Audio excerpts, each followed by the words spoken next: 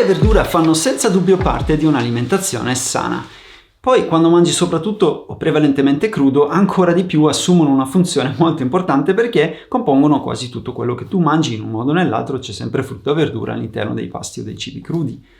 Quando poi hai, come Eleonora e me, un bambino piccolo, neonato, che mangia anche lui prevalentemente frutta e verdura, allora tu ti chiedi o inizi a chiederti veramente della funzione del cibo biologico o anche del fatto di cosa fanno i pesticidi, cosa non fanno i pesticidi. Recentemente ho letto un libro del Salvagente che parla proprio di questo, che indica come i limiti nella maggior parte dei campi esistono, cioè i limiti di residui che possono essere sulla frutta e la verdura, però che in molti casi questi limiti c'è il dubbio che vengano veramente rispettati o no. In altri campi veramente non sono neanche tanto stringenti, dove in realtà dovrebbero essere. E insomma, la cosa mi ha destato un po' di preoccupazione. Così ho iniziato a cercare sempre nuovi modi per comprare frutta e verdura e al supermercato dopo un po' mi sono accorto di una cosa molto strana. Vi siete mai accorti che anche nel reparto biologico non c'è più la frutta con la maccatura, non c'è più la frutta un po' storta, non c'è più la frutta non tanto bella? Casualmente è molto strano perché mi stavo ponendo questa domanda quando mi è arrivato un messaggio di un mio amico, di Andrea Napoli, che collabora con Punta Stilo. Ci siamo conosciuti qualche anno fa perché volevo fare dei video in Calabria con l'associazione dei coltivatori bio, cose che forse arriveranno ancora e spero di poterli ancora fare. È stato, dopo il 2019 lo sapete tutti che è stato un po' più difficile realizzare progetti e effettivamente lui mi scrive dicendomi: guarda Massimo, io il momento mi sono trasferito a Varese e ho iniziato una cosa nuova. Guarda cosa sto facendo. Chi è? Ciao Alessandro, arrivo. Ehi, è arrivata la frutta. È arrivata la frutta. Sì.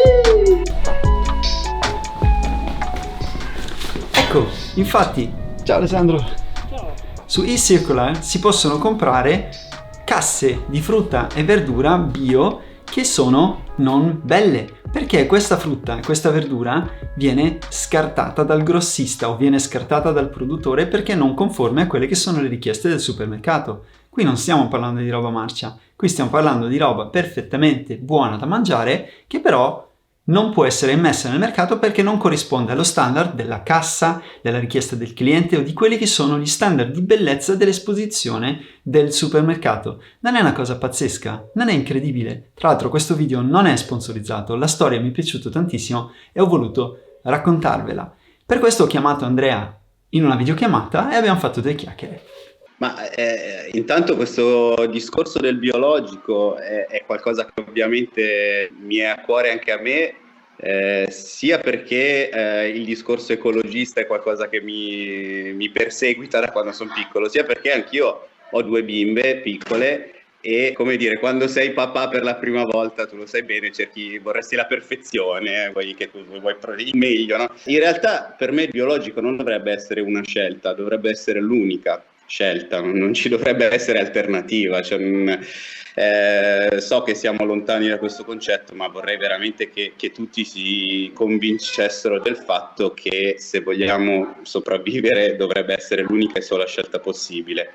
Quindi è un paradosso il fatto che sia difficilmente accessibile a livello economico e che debba essere una scelta, come dire, di un coraggioso militante piuttosto che semplicemente la scelta di chi va a fare la spesa. Sì, anche perché lì subentra sempre quella cosa, no? Che tu hai il prodotto con gli additivi e il prodotto normale, il prodotto senza è quello etichettato bio. In realtà dovrebbe essere il contrario per me. Per me i prodotti normali dovrebbero essere quelli bio, coltivati senza utilizzo di pesticidi chimici o pesticidi derivati da petrolio e quant'altro, mentre invece i prodotti, quelli che li utilizzano, dovrebbero essere marchiati con pesticidi. Questa è la mia logica. A quel punto, secondo me, tutti smetterebbero di comprarli. Oddio, non sono così ambizioso, però sì, sono della stessa idea, certo. Come dire, l'eccezione dovrebbe essere quella del pesticida, non del biologico. Comunque, vabbè, insomma, Che poi chiariamo che questo, nel senso, il biologico non è che non fa utilizzo di sostanze fertilizzanti o anche di antiparassitari, però sono a base di piante, sono a base di erbe, hanno un'altra base, non hanno lo stesso livello di diciamo che tossicità. come in tutte le cose ci sono diversi livelli di, come dire, fondamentalismo anche nel biologico. C'è chi adotta qualsiasi tipo di soluzione alternativa al chimico, c'è chi utilizza il chimico nei limiti imposti dalla legge. Ovviamente i due approcci secondo me sono molto diversi, e comunque il fatto che il biologico vero esista, e anzi io appunto da quando lavoro nel mondo del biologico insieme a Francesco, che tu hai conosciuto, Francesco è un agronomo esperto di coltivazioni biologiche, e mi ha spiegato, proprio dati alla mano, come il biologico in realtà a lungo termine è una coltivazione che rende di più. Addirittura, questo non l'avrei mai immaginato. Mentre una falsa credenza è Non quella lo sapevo. certo, perché le piante coltivate in modo biologico sono automaticamente rinforzate e in grado di resistere a parassiti, a nuovi parassiti, mentre le piante trattate sono deboli, le piante trattate hanno sempre bisogno di essere più trattate, quindi Ha senso.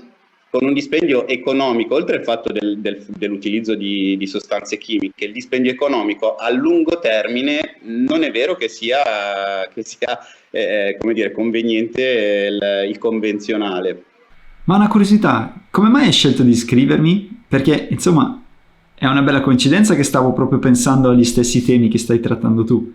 Nell'ottica di spargere la voce su quello che stiamo facendo, ogni tanto scorro la rubrica, e quel giorno in particolare nel scorrere la rubrica sei venuto fuori tu, e ho detto cavolo, questa Max dovrebbe interessare, e quindi ti ho mandato il messaggio e tu mi hai risposto ma guarda te, io stavo proprio cercando questo in questo momento.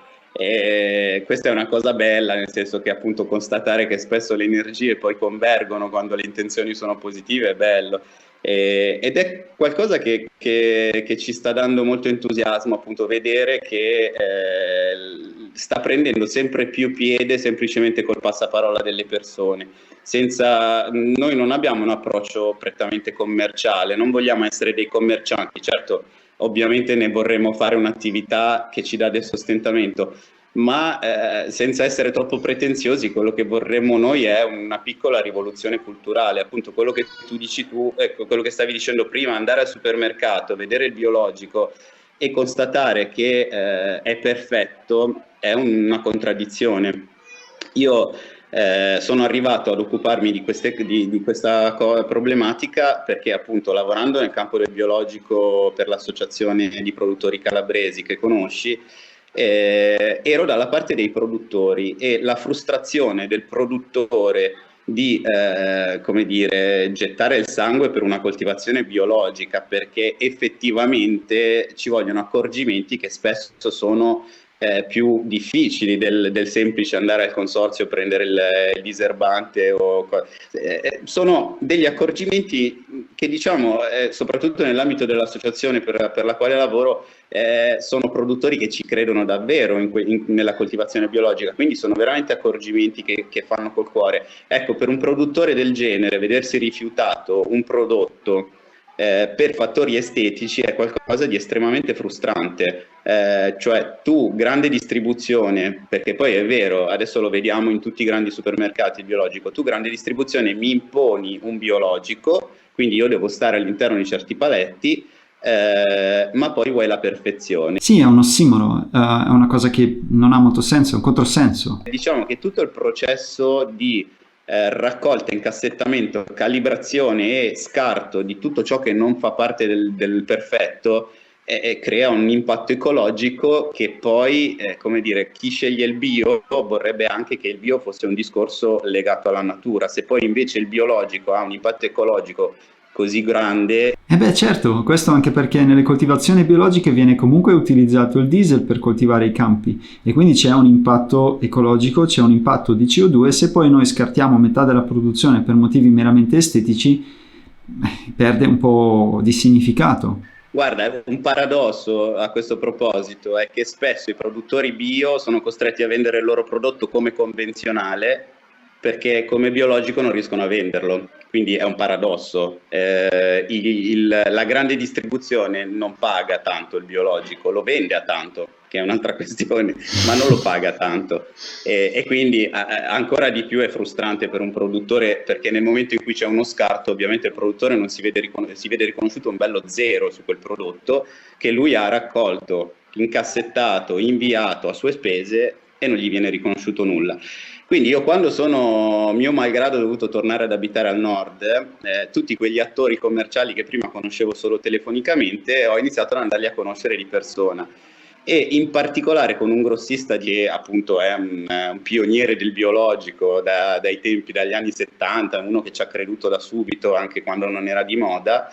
E passeggiando nella loro azienda, ero già a conoscenza di questa problematica, nel senso che me ne aveva parlato il presidente dell'associazione Francesco, me ne avevano parlato loro per telefono: Andrea, se si trovasse una soluzione per il fatto che noi scartiamo quintali e quintali di prodotto biologico ogni giorno, non sarebbe male, nel senso che per loro scartare vuol dire pagare per mandare al macero, quindi ovviamente è un aspetto economico. Ma quando si parla di scarto, ovviamente la mente va su qualcosa, almeno la mente di uno abituato al biologico, lo scarto lo immagina qualcosa da buttare. Quando mi sono ritrovato davanti a cassonetti, nel senso container pieni di frutta e verdura, passeggiando mi sono fermato e semplicemente ho detto: ma scusatemi, sto broccolo che cavolo c'ha? Ma vedi la macchiolina, oppure vedi questa carota che è storta, oppure questa zucchina che è grossa troppo. E quindi niente, mi sono reso conto che nulla aveva a che vedere con la bontà del prodotto, erano fattori estetici. Certo, lì in mezzo ci sono anche gli inizi del marciume, ma diciamo che ci sono livelli di scarto differenti. E quindi niente, la soluzione per me è stata, come dire, palese: ma questa roba la gente la può mangiare. E soprattutto chi consuma biologico e appunto si svena per andare a comprare il biologico, ma se io gliela porto ad un prezzo accessibile, penso che saranno contenti. Ho caricato in macchina 50 kg di frutta e verdura, l'ho portata a casa, data ad amici e parenti, e la cosa è stata la settimana dopo che tutti quanti mi chiamano: Andrea, ma sta roba è buonissima, portane di più, ma dove l'hai presa, ma come fai ad averla? E niente, portane 50, portane 100, 200, dopo 6 mesi ne portavo 1 tonnellata a settimana. Sul mio percorso ho rincontrato Alessandro, mio ex compagno del liceo, laureato in ingegneria gestionale, quindi con una visione più del business, e niente, mi ha detto: Andrea, ma questa cosa, ma perché non la trasformiamo in qualcosa di serio?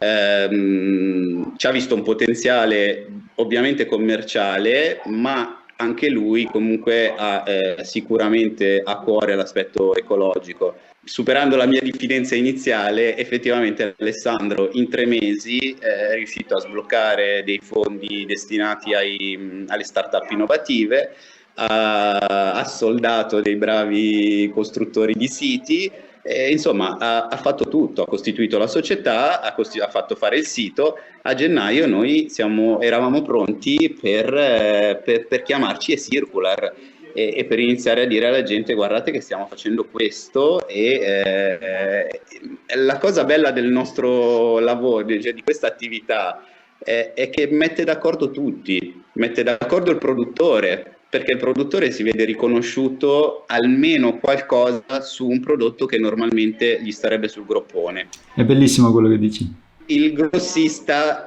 noi paghiamo al grossista un prodotto che lui dovrebbe pagare per buttare, quindi gli stiamo risolvendo un problema, in più glielo stiamo pagando. Il consumatore finale si ritrova con un prodotto biologico ad un prezzo altamente accessibile, e insomma sembra quasi veramente di aver quadrato il cerchio.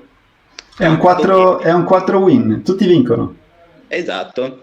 E tanto che in tanti ci hanno detto: wow, ma che idea geniale che avete avuto.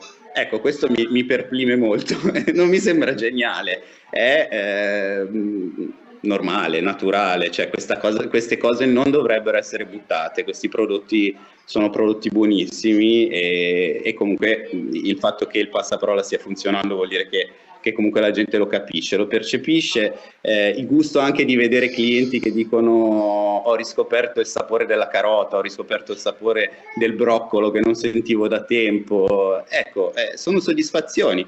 È una piccola rivoluzione culturale che sarebbe bello che crescesse sempre di più. Poi iniziando a studiarci anche gli altri che fanno cose simili, diciamo che il mondo delle persone virtuose che stanno cercando una soluzione allo spreco di cibo è enorme. È bello vedere che c'è chi va a recuperare ai ristoranti, c'è chi va a recuperare ai supermercati, c'è chi va a recuperare. Ci siamo resi conto che nessuno aveva un aspetto prettamente biologico e spesso il recupero viene effettuato alla fine della filiera. Ciò vuol dire che non si risolve il problema dello spreco all'inizio della filiera, cioè quasi sempre è un problema di andare a recuperare ciò che non si è riuscito a vendere. Cioè sì, per risolvere il problema a valle della catena alimentare. Mi piace pensare che siamo tutti quanti attori della stessa battaglia, non siamo né concorrenti, no, stiamo facendo la stessa cosa. C'è un aspetto curioso perché si parla normalmente dei paesi sviluppati che il problema c'è alla fine della catena distributiva, mentre invece i paesi in via di sviluppo il problema ce l'hanno all'inizio della catena distributiva. Ma tu mi stai dicendo che non è proprio così? Ma certamente, il problema io l'ho conosciuto dal punto di vista del produttore, quindi proprio a monte della catena, e la frustrazione nasce lì. Cioè il produttore, quando deve calibrare, già fa uno scarto enorme. Calibrare e scartare già quello che è macchiato, quello che ha la forma sbagliata, già lo fa il produttore. Quello che fa poi il grossista è un ulteriore scarto, ma che è minima parte rispetto a quello che già il produttore ha fatto. È assurdo, cioè è veramente assurda questa cosa. Lo scarto è enorme e il produttore si ritrova veramente frustrato a dire ma ragazzi volete il biologico e poi me lo chiedete perfetto, mettetevi d'accordo. 3 casse di frutta sono arrivati, tutte bio e insomma sono sorpreso perché la quantità è ampia, la qualità della frutta a me piace, non sono belli, non sono perfetti, è l'unica cosa che è diversa tra questa frutta e quello che trovi al supermercato. Pazzesco. Cosa pensi di quella frutta, Eleonora? Allora, ha un bellissimo aspetto e ce n'è tanta. Ce n'è veramente tanta, conta che ho pagato 39 euro, credo che normalmente... Ehi, Enea! Siamo un po' malmostosi. L'aeroplano arriva. Comunque normalmente quando vado al mercato spendo intorno ai 20 euro per roba non bio e insomma non prendo la metà, cioè nel senso è bello, mi piace, e poi il fatto che la frutta e la verdura non è perfetta a me rassicura. Sono d'accordo. A me rassicura anche perché rassicura? Tutta quella roba sempre perfetta a me fa strano. Non è naturale. Non è naturale, cioè la selezione è eccessiva. Poi però magari sbaglio, magari è la mia anima hipster che mi fa pensare così. Lo spreco alimentare è un problema in tutto il mondo. Ci sono statistiche che dicono fino al 30% di tutto il cibo che viene prodotto nel mondo in realtà non viene consumato ma viene gettato per un motivo o per l'altro. Perché raggiunge la data di scadenza, perché non è conforme, perché va male, si avaria e deve essere buttato, non può essere venduto per altri motivi. Quindi spreco alimentare è un problema nel mondo anche perché costa energia produrre cibo, costa energia e anche emissioni di CO2 perché i trattori comunque vanno a diesel o effettivamente tutta la catena di trasporti che deve portare la frutta io sto parlando solo di frutta, ma tutti gli alimenti a destinazione, questi ovviamente producono oggi come oggi la maggior parte delle emissioni di CO2 e quindi combattere lo spreco è una cosa molto più importante, molto più ambientalista o molto più che etico di quanto noi possiamo pensare. Ci vediamo nel prossimo video.